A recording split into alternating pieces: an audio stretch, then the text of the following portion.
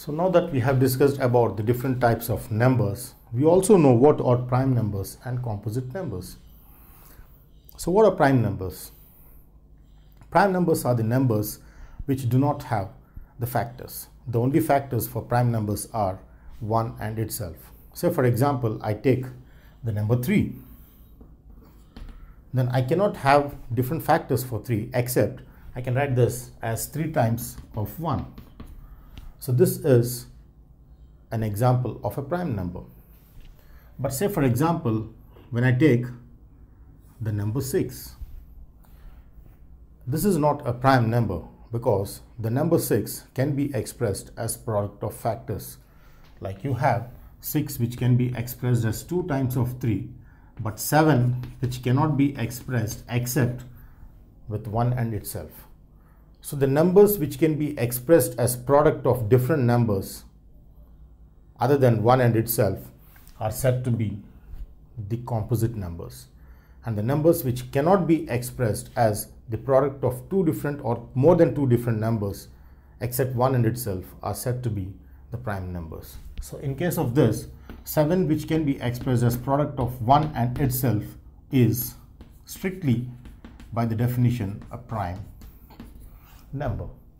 But same case when I take with 6 which can be expressed as product of 2 different numbers which are not 1 and itself, then at least if you can identify one factor which can satisfy the product which doesn't consist of 1 and itself are said to be the composite numbers.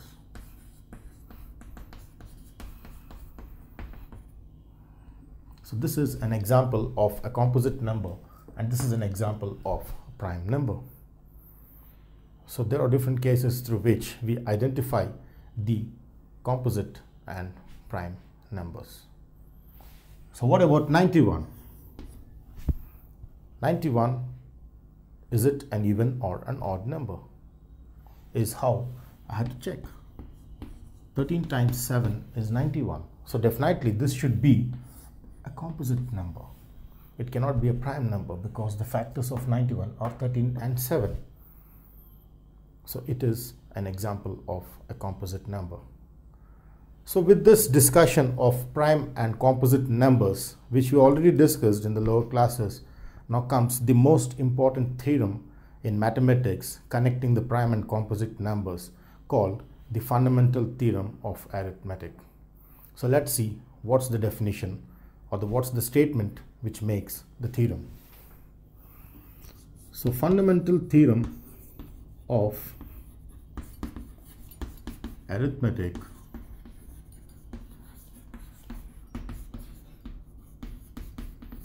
states that any number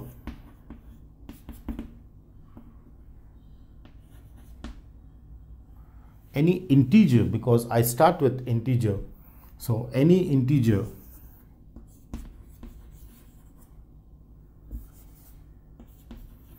can be expressed as product of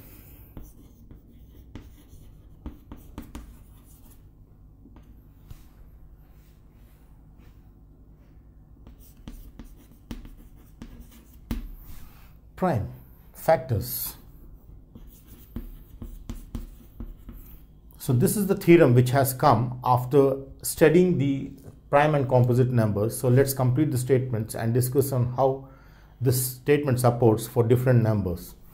So any integer can be expressed as product of prime factors and the product is unique in whatever order the prime factors are considered.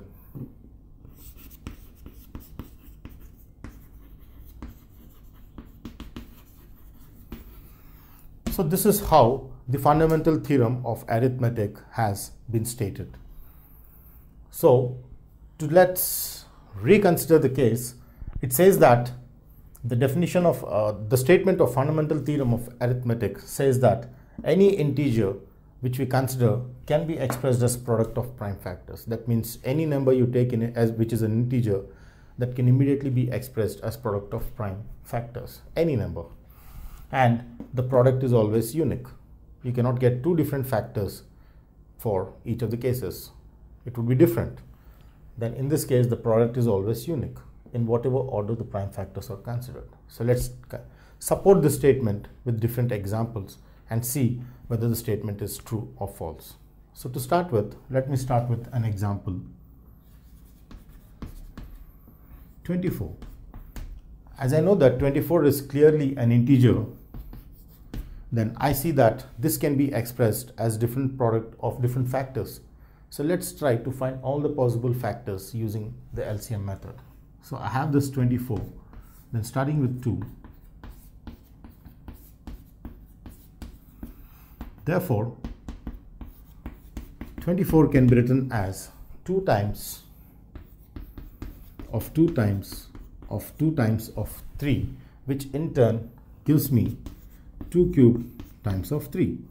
So therefore, I can write 24 as 2 cubed times of 3, where each of the factor is identified to be a prime number. 2 and 3 are prime numbers.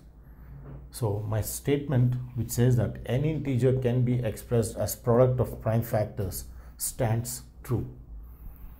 I have taken the integer 24, and when I express it as a product of factors, I get this to be all primes. This is a very important statement which has been derived from fundamental theorem of arithmetic.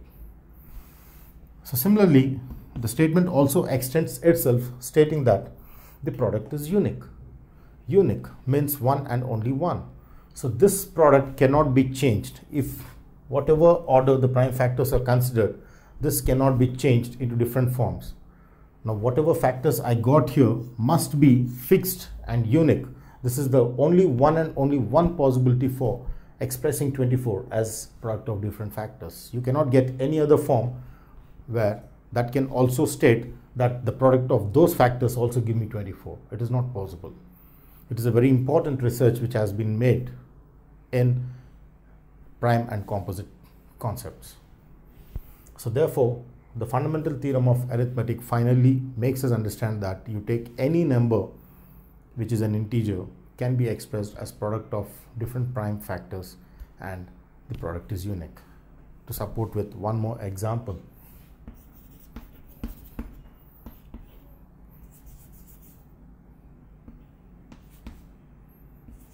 Let me take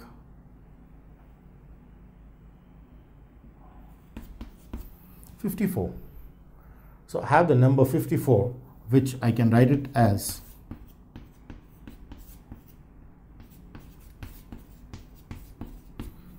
so I can express this as 54, which can clearly be expressed as 3 times of 3 times of 3 multiplied with 2. So 54 multiplied with each of 2 and 3 clearly makes me understand that all of the numbers which are considered in the product are primes. 2 and 3 are primes. And the product is unique.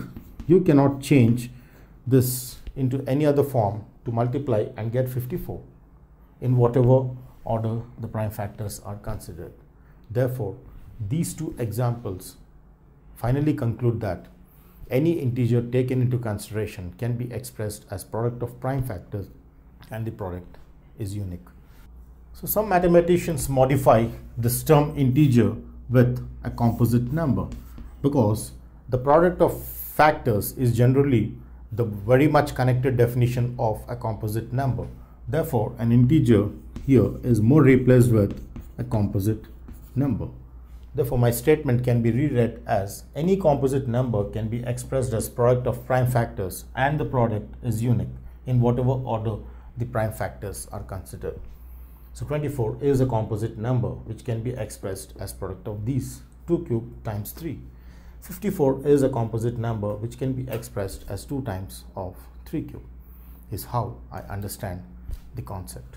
This can also be applied for a non-composite number. Say I take the prime number 13 is again expressed as 13 times of 1